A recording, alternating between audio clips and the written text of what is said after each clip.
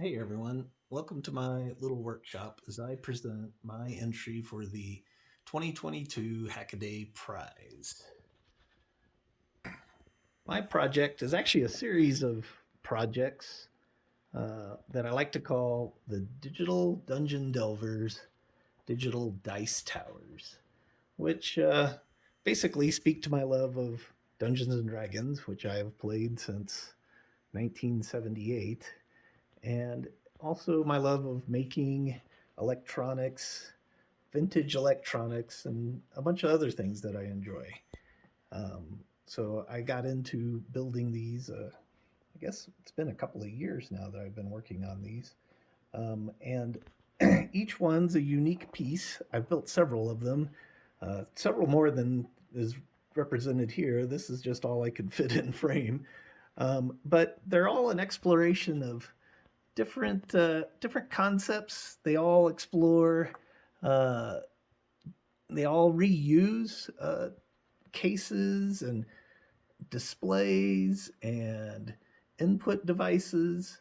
They all have similar function. They all represent basically the set of dice that you use for Dungeons and Dragons, which have various multi-sided dice that you can select, and you have multiple instances of the dice that you can roll as well. So each of these have, for instance, a count you can set. So you can set, for instance, 6d6 and press roll,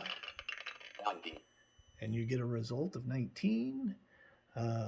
They have different displays. In the case of these are Nixie tube displays. This one uses thumb wheel input and an old rotary switch.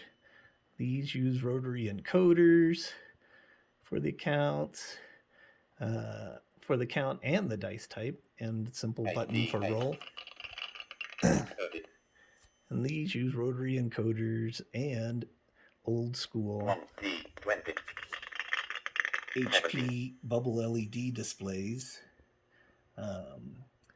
And I have others that have newer 7-segment displays, and they use basically a 5-axis or multi-axis 5-way switch for selecting the dice type and rolling, and a newer style 7-segment display. And some of them don't have any display at all. For instance, they're just audio. This one's very similar to the one I just demonstrated without the display. And others have headphone options. So if you're playing as a DM, as a dungeon master, you can keep your rolls to yourself. And I think the most interesting thing that came out of this, for instance, in the case of this one, as I started developing these, I was contacted by other gamers whose significant others were vision impaired, and they asked if I could build these for a vision impaired gamer. So the cool thing I got to do is I got to build several of these and give them away to fellow gamers who are now enabled to play and roll the dice themselves, and even play as a dungeon master potentially. Again, using a setup similar to this if they chose. So it's been a very fun project. It's been it's given me the opportunity to get my creative juices flowing in various ways, from writing software that fit into an AVR microcontroller with only 32K of flash and 2K of RAM that can speak all of the possible dice outcomes up to 1,000, um, and using all of the various different input devices and display devices, and figuring out how to make things fit into these various cases. And all of these are hand wired proto-boards. I think the fun part of this project has been just sitting at my workbench with a proto-board.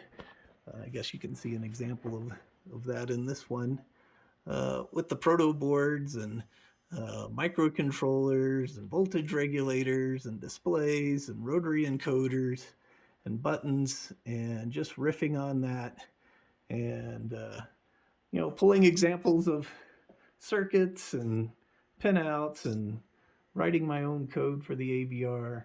It's been a fun project from start to finish, and just the art that all of these represent, these cases from a period that represents the time when I first started playing Dungeons and Dragons, has been just so much fun to work with. So here it is, my digital dungeon delvers, digital dice towers